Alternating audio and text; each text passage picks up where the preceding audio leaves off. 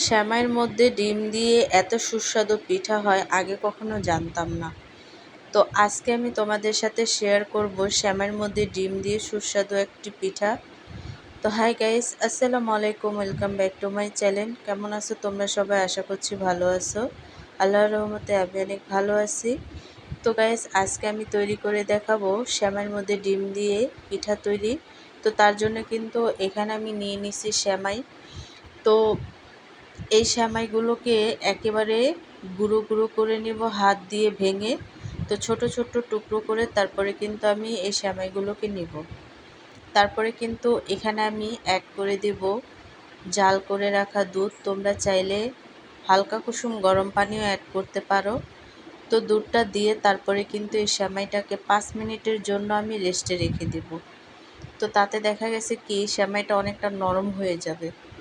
তো ভিডিওটি ফার্স্ট থেকে লাস্ট পর্যন্ত দেখতে থাকো, আশা করছি ভালো লাগবে। আর ভালো লাগলে প্লিজ একটি লাইক আর একটি সাবস্ক্রাইব করে পাশে থাকবে। তো দেখো 5 মিনিটের জন্য আমি রেস্টে রাখছিলাম। এর মধ্যে কিন্তু সেমাইটা একেবারেই নরম হয়ে গেছে। আর এখানে কিন্তু আমি নিয়ে নিছি বিস্কিট। তো এই বিস্কিটটা কিন্তু যে কোনো বিস্কিটই তোমরা ব্যবহার করতে পারবে। তো বিস্কিটটাকে ছোট ছোট টুকরো করে ব্লেন্ড করে নেব। তো দেখো এখানে কিন্তু আমি সেমাইটা নিয়ে নিছি, আর সেমাইটা কিন্তু একেবারেই নরম হয়ে গেছে। আর এই পর্যায়ে এসে এখানে আমি অ্যাড করে দেব যে বিস্কিটটা আমি ব্লেন্ড করে রাখছিলাম, সেই বিস্কিটটা।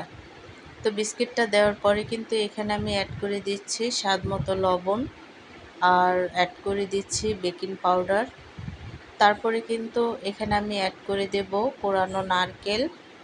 তো তোমরা যারা নারকেলটা না খাও তারা স্কিপ করতে পারো। আর দিয়ে দিচ্ছি একটি ডিম।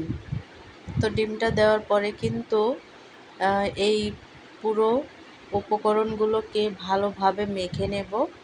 একেবারে হাত দিয়ে চটকিয়ে চটকিয়ে তারপরে কিন্তু ভালোভাবে এই সেমাইটাকে মেখে নিতে হবে। তো দেখো, তো ভালোভাবে কিন্তু আমি এই সেমাইটাকে একেবারে মাখা মাখা করে ডিমটার সাথে মেখে নেব। তো দেখো একেবারে ভালোভাবে কিন্তু আমি সেমাই মেখে নিছি। তো এই পর্যায়ে এসে আমি একটা শেপ দিয়ে নেব।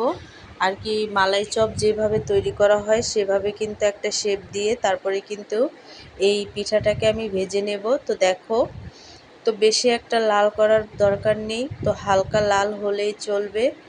তো প্রত্যেকটা পিঠা কিন্তু আমি দেওয়ার পরে তো সবগুলো পিঠা কিন্তু আমি উল্টিয়ে পাল্টিয়ে ভেজে নিয়েছি। আর পিঠাগুলো দেখো একেবারেই কিন্তু ফুলে গেছে। আর এই পর্যায়ে এসে পিঠাগুলো একেবারেই কিন্তু হয়ে গেছে। আর পিঠাগুলো কিন্তু আমি তুলে নেব এক এক করে। তো দেখো, তো সবগুলো পিঠাই কিন্তু ভাজা হয়ে গেছে। এই পর্যায়ে এসে এখানে আমি নিয়ে নিছি তরল দুধ, আর এই দুধটাকে কিন্তু জাল করে নিছি। এই পর্যায়ে এসে এখানে আমি অ্যাড করে দেব আরও কিছু গুঁড়া দুধ আর হচ্ছে এলাচ। তো গুঁড়া দুধটা দিলে কিন্তু পিঠার টেস্টটা আরও দ্বিগুণ বেড়ে যায়। তো তোমরা দেওয়ার চেষ্টা করবে। তো দুধটা দেওয়ার পরে কিন্তু অনবরত নেড়ে চেড়ে তারপরে কিন্তু আমি দুধটাকে ভালোভাবে জাল করে তারপরে কিন্তু এখানে আমি অ্যাড করে দিছি মিষ্টি হওয়ার জন্য চিনি। আর মিষ্টি তোমরা যে যেমন খাও তেমনই দিতে পারো। তো চিনিটা দেওয়ার পরে কিন্তু গলে আসার পরে এখানে আমি অ্যাড করে দেব সেই পিঠাগুলো। আর এক এক করে কিন্তু আমি সবগুলো পিঠা এই দুধে দিয়ে দিচ্ছি। তো সবগুলো পিঠা দেওয়ার পরে কিন্তু একটু নেড়েচেড়ে ঢেকে ঢেকে আমি এই পিঠাগুলোকে অনেকক্ষণ পর্যন্ত জাল করে নেব। তো দেখো পিঠাগুলো কিন্তু ফুলে ফুলে অনেকটা বড় হয়ে গেছে। আর এই পর্যায়ে এসে একটু নেড়েচেড়ে দেব।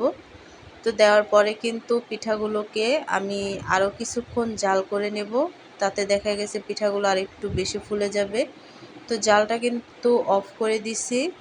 আর এই পিঠাগুলোকে আমি একেবারে সারা রাতের জন্য কিন্তু রেস্টে রেখে দেব। তাতে দেখা গেছে পিঠাগুলো অনেকটা ফুলে উঠবে। তো দেখো পিঠাগুলো কিন্তু একেবারেই ফুলে গেছে, আর শিরাগুলো ঢুকে টইটুম্বর হয়ে গেছে। তো এখন আমি পরিবেশন করে নিচ্ছি। তো দেখলে তো গায়েস, সেমাইয়ের মধ্যে ডিম দিয়ে কত সুস্বাদু একটা পিঠা তৈরি হয়। তো এই শীতের সময় কিন্তু তোমরাও এই পিঠাটি তৈরি করে খাবে। আর এই পিঠাগুলো কিন্তু খেতে দুর্দান্ত হয়েছে। তো এমন সেমাই দিয়ে এই পিঠাটা তৈরি করে খেলেই বুঝবে যে পিঠাটা খেতে কতটা টেস্টি হয়েছে। তো দুর্দান্ত একটা রেসিপি, আর এই রেসিপিটা যদি তোমরা বাসায় একবার হলো ট্রাই করো তাহলেই কিন্তু ছোট থেকে বড় সবাই কিন্তু এই পিঠাটা খেতে অনেকটাই পছন্দ করবে।